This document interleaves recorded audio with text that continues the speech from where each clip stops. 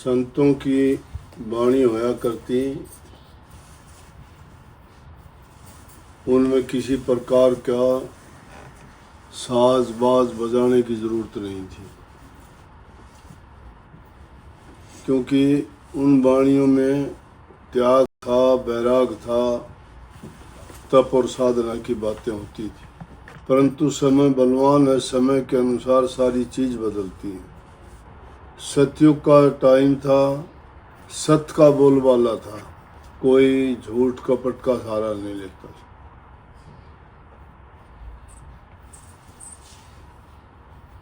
उसके बाद में त्रेता युग आया, उसमें भी थोड़ा अंतर आ गया, थोड़ा बदलाव आ गया, क्योंकि जीव की वो ताकत नहीं रही, उम्र उतनी लंबी नहीं रही, और जो समय की बात है वो भी वैसा नहीं रहा। द्वापर आया, उसमें और गिरावट आई,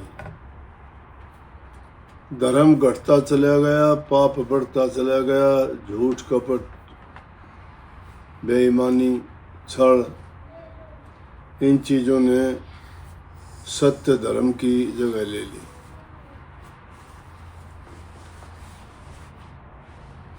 त्रेता युग में श्री राम हुए, मर्यादा पुरुषोत्तम हुए, हरिश्चंद्र हुए, सत्यवादी हुए। द्वापर का टाइम आया, उसमें भी भीष्म पितामह जैसे उन्होंने जो प्रण कर लिया, सारी जिंदगी निभाया। रघुकुल की रीत का आज तक दुहाई देते कि रघुकुल रीत सदा चली आई, प्राण जाए पर वचन न जाए। श्री राम ने, राजा दशरथ ने जो प्रण किया था कैकेयी के साथ में वो निभाया। वरदान जो कहे थे कि जो मांगना चाहे मांग ले, तो माता कैकेयी ने जो वरदान पहले मांगने थे बाद में मांगे, श्री राम को वनवास दिला दिया। आज का टाइम होता तो कोई नहीं मानता इस बात, लेकिन मर्यादा की बात थी, वचन की बात निभाई। राजा दशरथ ने वचन को निभाया, श्री राम ने मर्यादा को निभाया, इसलिए उनको मर्यादा पुरुषोत्तम कहते हैं। उस टाइम में भी क्या पाप नहीं थे, अत्याचार नहीं थे, लेकिन वो नाम मात्र के थे, गौण थे। परंतु कलयुग का समय आया तो इसमें सब के सब पाप कर्म से सब ने अपना सिर उठा लिया। सत्य के रास्ते पे चलने वाले भी सत्य का झंडा जरूर लगा लिया, लेकिन वो भी झूठ और कपट में ही बढ़ने लग गए। विश्वास नहीं रहा लोगों का,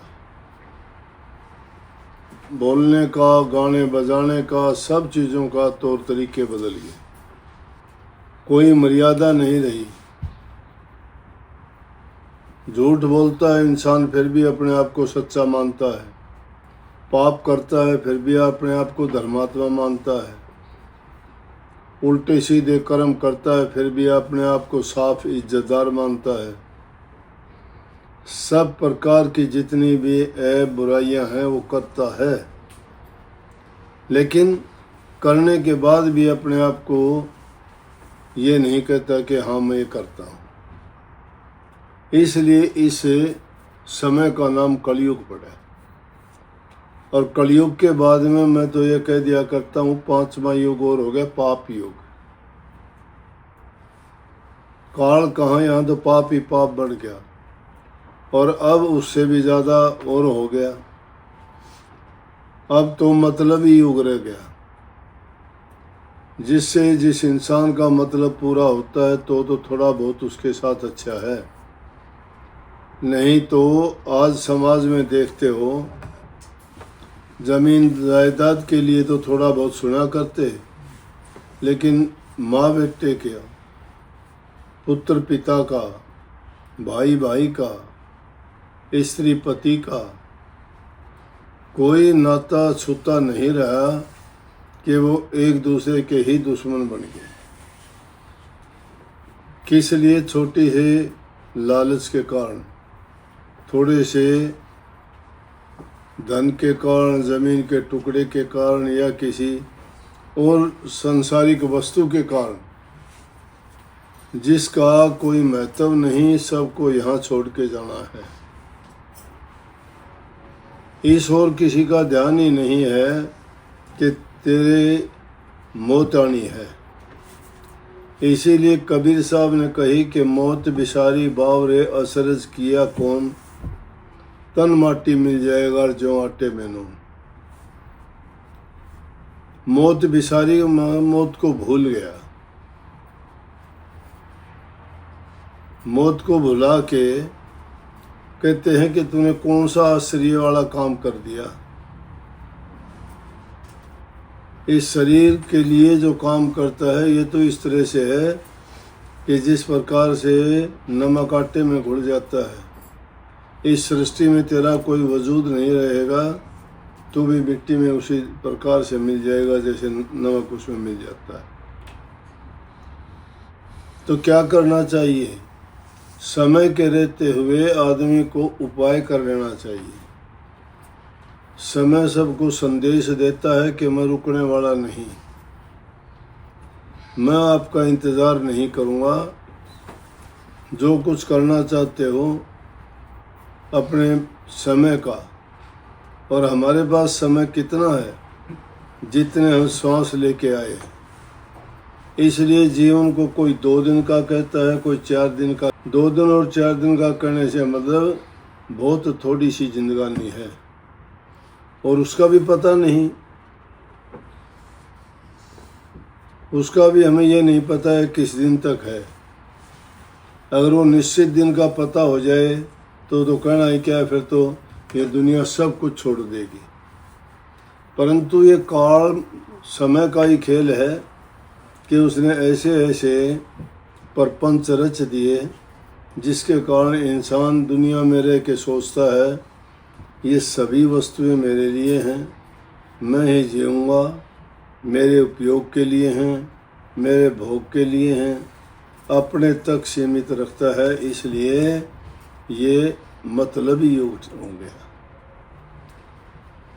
सब रिश्ते देखते हो, उनमें कोई प्यार नहीं रहा, कोई संबंध नहीं रहा, कोई मेल मिलाप नहीं रहा। अगर है तो भी किसी को विश्वास नहीं है उस पर। अब ऐसे समय में अगर कोई ज्ञान की, भक्ति की, सत्संग की बात किसी को बताएगा तो उसको कितना इतबार आएगा, क्योंकि हवा उल्टी बह रही है, और जब उल्टी हवा बहती है तो उसका विरोध करने वाला भी मार खाता है। अगर उनके साथ बह जाए तो वो बह जाएगा जहाँ वो बह रहे। स्वामी जी महाराज ने इस बारे में वाणी लिखी है कि देखो सब जग जात बहा। एक आध की बात नहीं कही, सब जग जात बहा। कहाँ बहा जा रहा है? उल्टा मौत के मुंह में जा रहा है सारा। कोई ये प्रयास ही नहीं करता कि मैं ये प्रयास करूं कि प्रभु की भक्ति करके अपने जीवन को सफल बनाऊं, इस जन्म मरण से छूट जाऊं, काल की जेल से आज़ाद हो जाऊं, इस माया देश के प्रपंच से निकल पाऊं।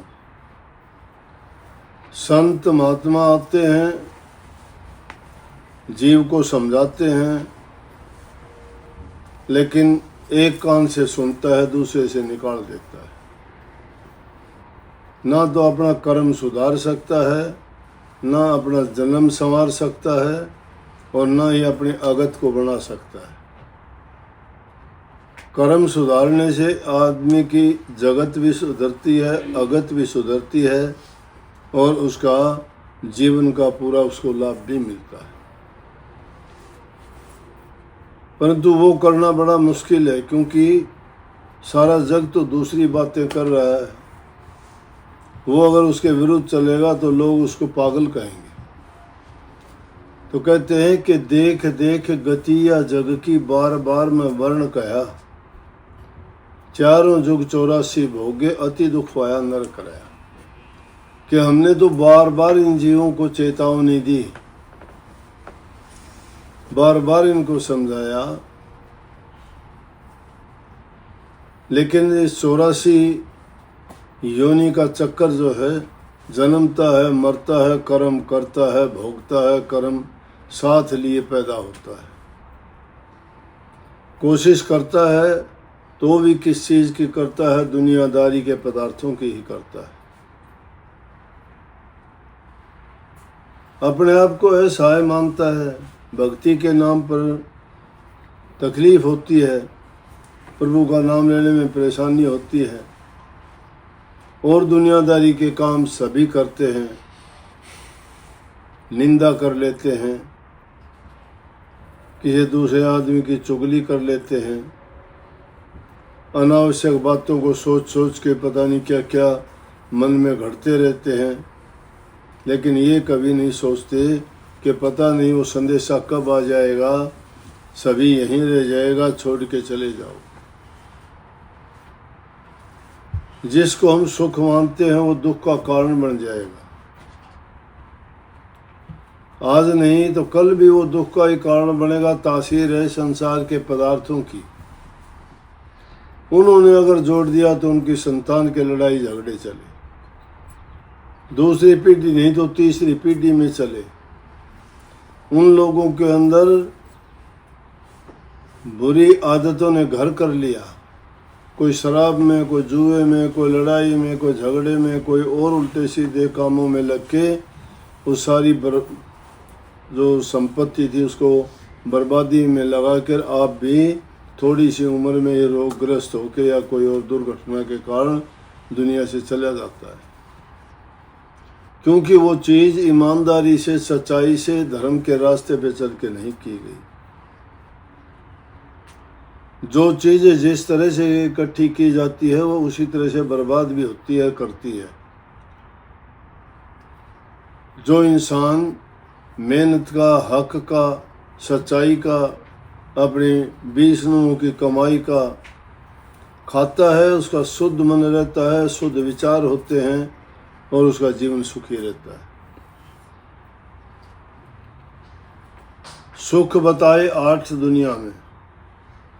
पहला सुख निरोगी काया, इंसान का शरीर स्वस्थ रहना चाहिए। दूसरा सुख घर में हो माया, माया ऐसे तो आएगी नहीं। माया के लिए मेहनत करो, काम करो, कमाओ। आपकी कमाई की है, सच्चाई की है तो वो अमृत जैसी है। इसके बारे में कहा है कि आया सो दूध समाना। कोई चीज़ तुम्हारे पास आती है तो अमृत जैसा गुण है उसमें। आया सो दूध समाना, मांग लिया सो पानी। और कोई चीज़ मांग के लेते हो तो उसमें पानी जैसा गुण रह जाता है। खर्चा तानी रक्त बराबर, ये सतगुरु की वाणी। अगर कोई कहता है मुझे ये दे दे, वो कहता है ना ये तो नहीं, इतना नहीं, इतना नहीं, कम ले ले, ये ले ले। इस प्रकार के जो खर्चा तानी करके लेते हैं तो वो तो यूँ समझो जैसे उसको काट के उसका रक्त लिया गया है। तो सच्चाई का अन्न जो खाता है, क्योंकि शुद्ध अन्न खाने से शुद्ध मन होगा। जैसा इंसान अन्न खागा वैसा मन हो जाएगा। खा के देख लेना, कई चीज़ों को खाने से तुम्हारे दिल में खुशी होती है, काम करने को मन करता है, चित्त प्रसन्न हो जाता है। कई चीज़ें खाने से आपको पूरा दिन उदासी रहती है, मन विचार खराब हो जाते हैं, कोई काम में मन नहीं लगता, क्योंकि उस अन्न की ये तासीर थी। वो अन्न सही ढंग का नहीं था और अभ्यासी के लिए, भक्तों के लिए तो ये बात बड़ी सोचने वाली है। उनके लिए तो अच्छा संग होना चाहिए, शुद्ध अन्न होना चाहिए, सात्विक, बहुत हल्का खाना पीना। जो घी मक्खन मलाई खाते हैं वो कभी भी भक्ति के रास्ते पे नहीं चल सकते, क्योंकि उनमें तमोगुण होता है। सब में तमोगुणी शक्तियाँ बढ़ जाती हैं। सत्वगुणी शक्तियों को बढ़ाने के लिए तो शुद्ध अन्न, सादा अन्न एकदम, जिसमें हरी सब्जियां, चावल, हल्के रोटियां, ये चीज़ें हल्की होती हैं। लेकिन मैं इस ओर ना जाके बात बताना चाहता हूँ कि पहला सुख निरोगी काया। शरीर अगर आपका स्वस्थ है तो आपको सभी बात अच्छी लगेंगी। जिसके शरीर में रोग, दर्द, पीड़ा है, चाहे उसके सामने कुछ भी घर में रखा हो, कितनी अच्छी चीज़ें खाने की, पीने की, पहनने की, ओढ़ने की, कोठी, महल, बंगले, कार, कुछ भी हो, वो आदमी सोचेगा किस काम की ये चीज़ें, क्योंकि शरीर उसका दुखी है, पीड़ा है उसको। शरीर दुखी तो मन भी दुखी होगा, मन दुखी होगा तो उसके विचार भी कभी अच्छे नहीं रह सकते। तो पहला सुख बताया निरोगी काया होनी चाहिए। दूसरा सुख घर में हो माया। आदमी के पास पर्याप्त आवश्यकता के अनुसार अपना धन होना चाहिए, लेकिन अर्जित कैसे करे, उसको कमाई करके करे, मेहनत करके करे। हेरा फेरी का, भ्रष्टाचार का, इधर उधर का, चोरी ठगी का अगर कर लिया तो कभी भी सुख नहीं देगा वो आपको। तीसरा सुख सुलक्षणी नारी। घर में स्त्री या माताएं अच्छे गुणों वाली होनी चाहिए।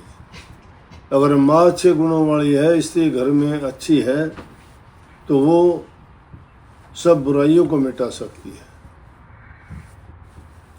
क्योंकि घर को मंदिर बना सकती है।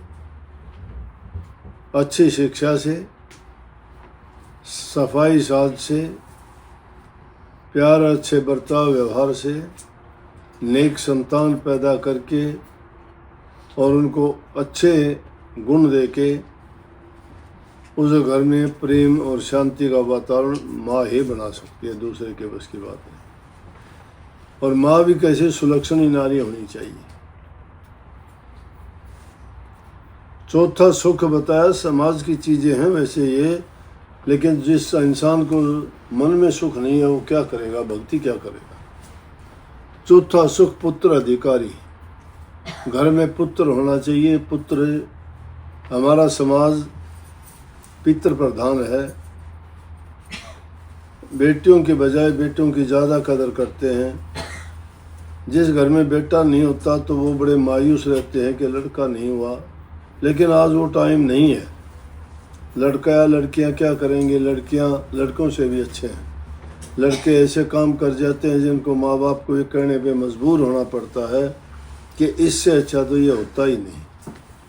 कितने देखते हैं कि कोई संपत्ति से बेदखल करता है, कोई घर से निकाल देता है, कोई उसको कहता है ये हमारा है ही नहीं।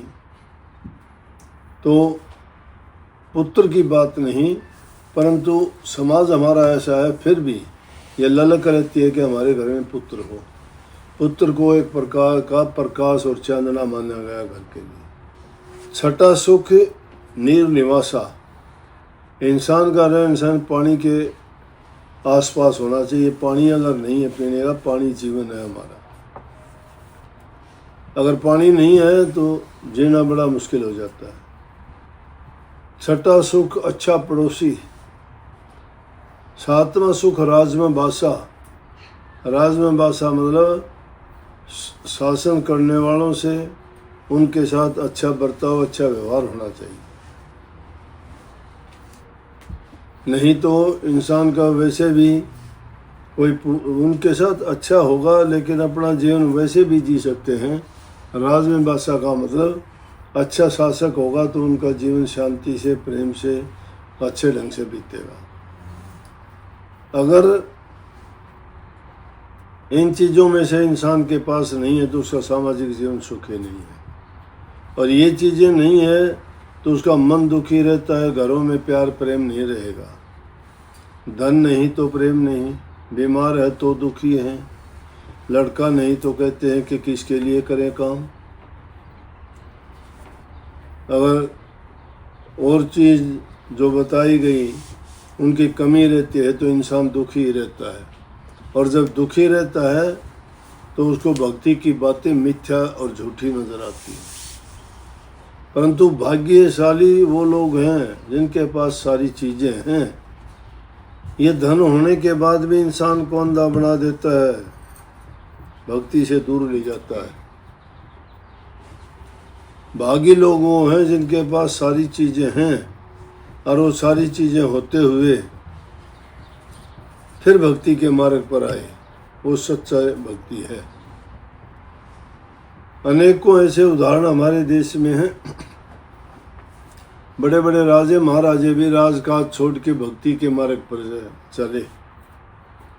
गोपी चंद जी की बात लो, राजा भरथरी की लीजिए, बलख बुखारा के बादशाह की लीजिए, राजा जनक की लीजिए, राज करते हुए संतों में संत उच्च कोटि के हुए, और भी कितने ऐसे, हरिश्चंद्र की लीजिए सत्यवादी हुए, श्री राम के लीजिए पुरुषोत्तम मर्यादा हुए।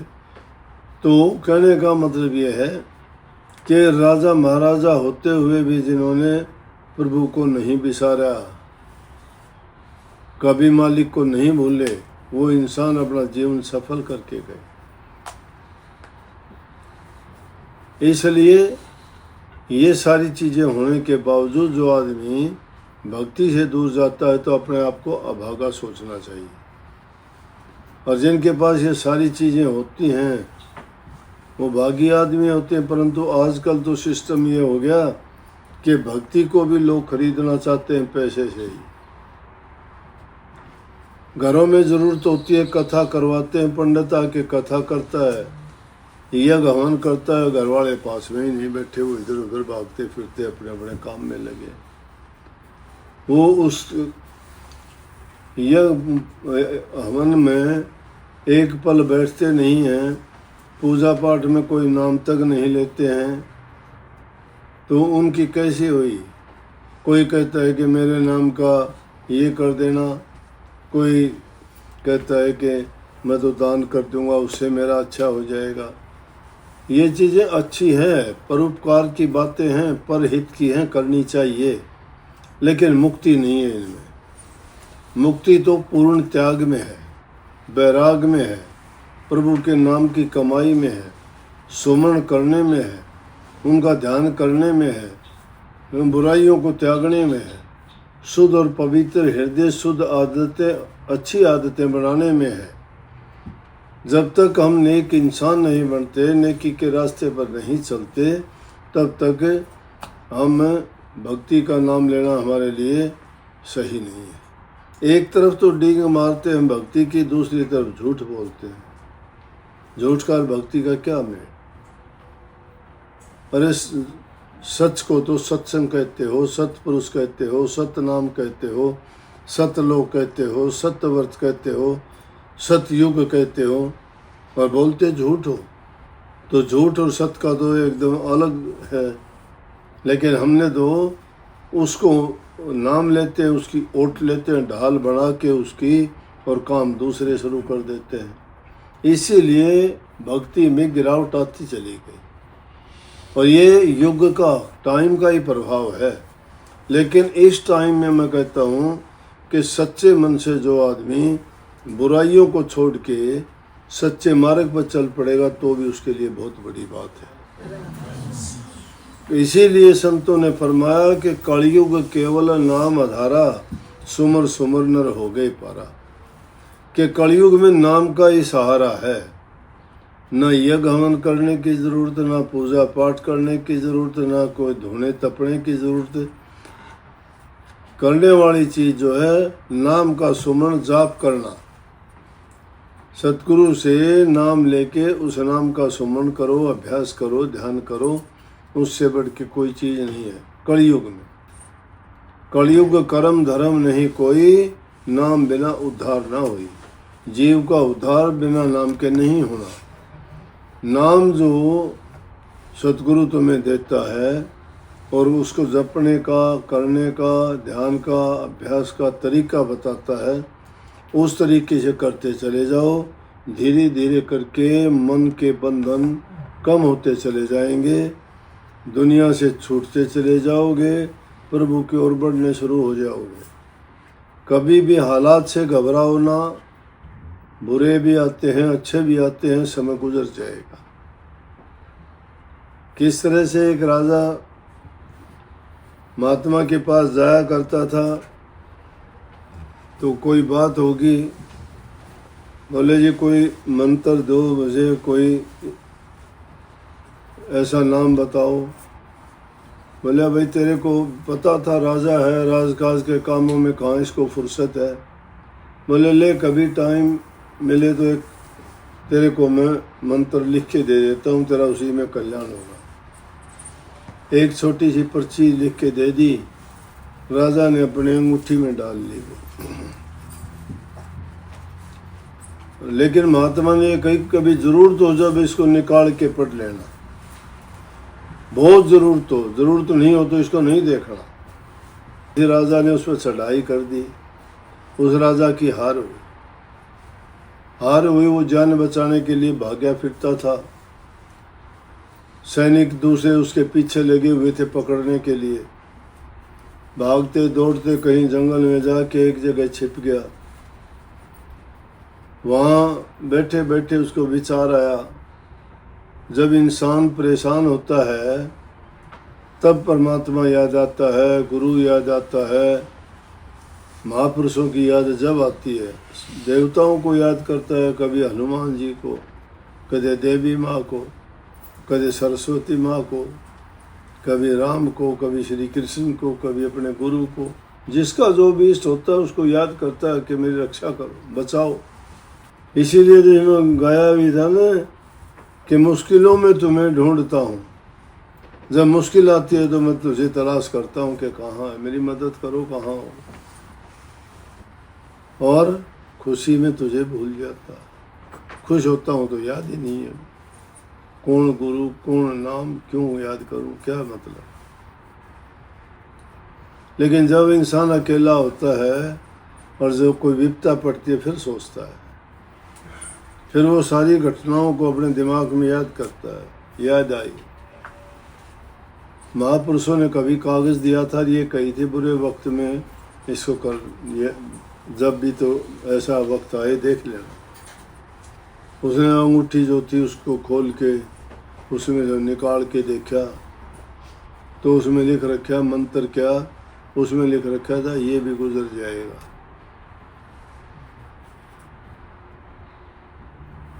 हिम्मत होगी उसकी, नहीं तो सोचता था राज गया, क्या करूँगा। लेकिन महात्मा का वचन था, उसको याद दिला दी कि ये भी गुजर जाएगा का मतलब वक्त हमेशा एक जैसा नहीं रहता है।